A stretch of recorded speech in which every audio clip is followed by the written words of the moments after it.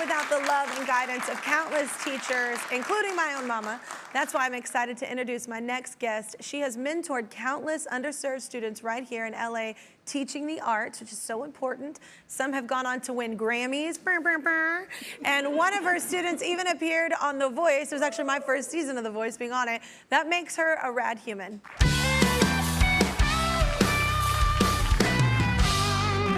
Please welcome the founder of the Whitehall Arts Academy, Tanisha Hall, y'all.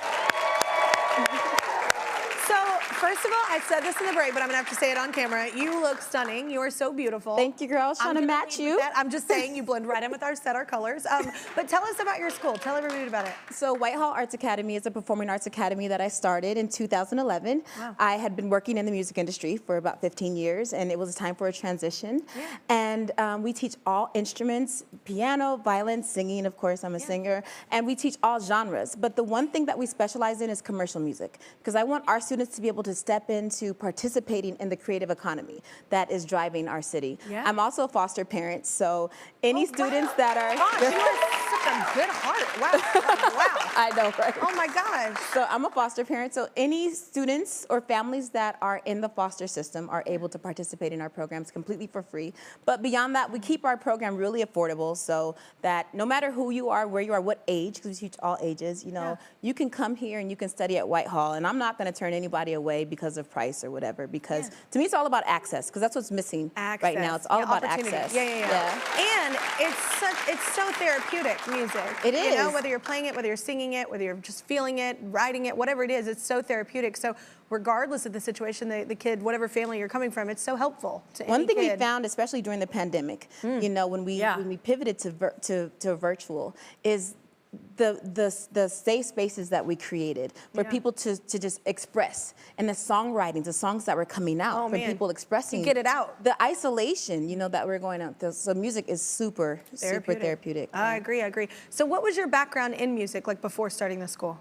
So both of my parents are musicians, and believe it or not, it's in your blood. It's in my blood. And I started playing piano when I was 1 year old, and so I grew up playing the piano. And then my mom's a minister, so you know how that is. You know, being at church all of the time. I grew up in church choir.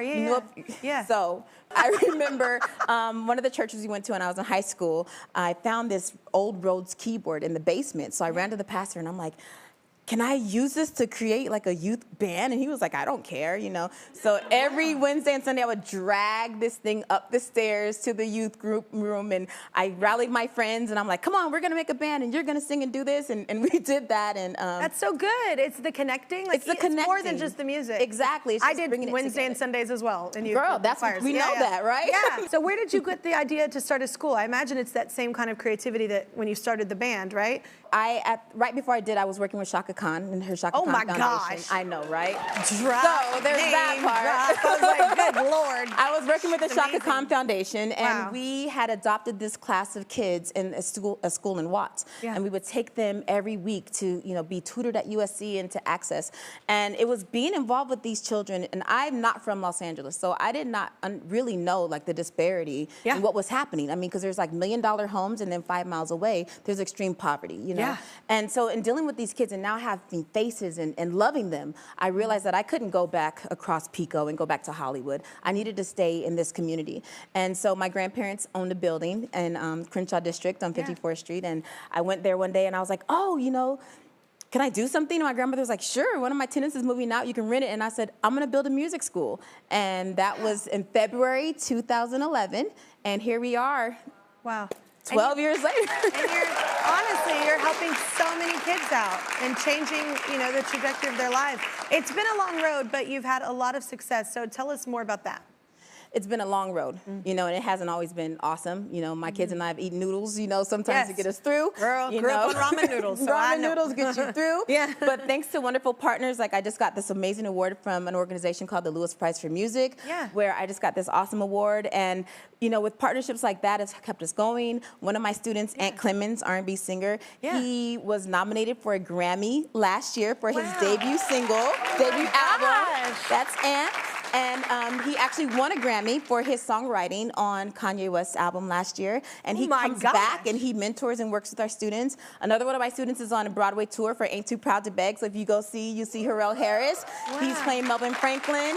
And then another one of my amazing students, Miss Jordan Simone. Yeah, she was on The Voice. Jordan was on The Voice in your first season. Yeah. And she's I was there great. in the back when you turned around, I was like, ah! I know. She's so good. I tried so hard to beat Alicia on that one. I did not succeed, but I fought. You fought. Yes. You fought. Joining us now are two of her students. This is 12-year-old Shay, who's learning piano. And dialing in is Jordan Simone, who appeared on The Voice. Give it up for Jordan. Hi, Jordan. Okay, it's good to see you again, ma'am. I love your voice. I do remember I turned my chair, whatever. We don't have to talk about it. I'm just kidding. I would have picked Alicia too. She's amazing. She's amazing. But Tanisha taught you piano, right? Yeah, that is correct. Yes. She is a great teacher, and I've been with her about 2 years now. And, oh, wow. Yeah, and I've always had a love for music. I was surrounded by music, and I've always had a desire to play the piano. And Miss Tanisha formally taught me how to play. She introduced me to classical music, and yeah, and think about classical. If you can play classical, you can pretty much play anything. Yeah. That's why I grew up singing classical, because they always told me if you can sing this, you can pretty much go through any genre. So I think that's really important. And also, you sound like a grown man when you talk. You sound like a grown man. I was like, you have a desire? I was like, wait, what? I was like, I don't even know if I used the word desire when I was 12. That was nice. I like it. So wait, Jordan, tell us about your experiences with Tanisha. Yeah, my experiences with Tanisha have been absolutely amazing. We have had a very long journey together, and we, from the ground up, really worked on vocal health, worked on, training, worked on just creating an artist persona for myself that has always ran really deep within me. So I am so grateful for my experience with Tanisha. And, in the same ways in which she's helped me really on my journey with The Voice and, moving forward into, my current artist brand, releasing music and really kind of cultivating what I want my music to represent and what I want myself to represent. That's all been through the assistance of Tanisha really just helping guide me and say, you know what, maybe let's pivot here. Let's choose this instead. She's been very, very instrumental. I'm so grateful for her. You know what? You said something interesting, though. That's actually, I think that's what's really cool, though, that you are surrounded by people like Tanisha, that you can have. You don't have to know exactly what you want to do. Even like on The Voice, I remember when I was on Idol, I didn't know exactly what lane. I like a lot of different styles of music. Like the journey is the fun part, it's not always about the destination. It's about finding out who you are as a vocalist and a pianist, young man. So Tanisha, you have even bigger goals with the school. So what are they? Oh my God, even though it's been 10 years, I feel like we're just getting started. It feels like this is year one again, but with the pandemic, we pivoted to virtual. So we're working to expand and make sure that we can reach children and families all over. Yeah. We also just partnered with a company called Langdon Park Capital, which is building communities across the United States. Yeah. And they are partnering with us to bring what we're doing into their communities in Washington, D.C., in Oakland, in L.A. And as they branch out, we're creating those safe spaces in those neighborhoods. And that's so exciting to know that I'm going to be able to offer what I've been able to offer to my students here in South L.A. on a national level. That's the cool thing about, not that there's nothing cool about COVID, but the thing about us all having to pivot in everything we do, it has allowed, I have people from all over the world now come to my show because we have a virtual audience as well as one in person.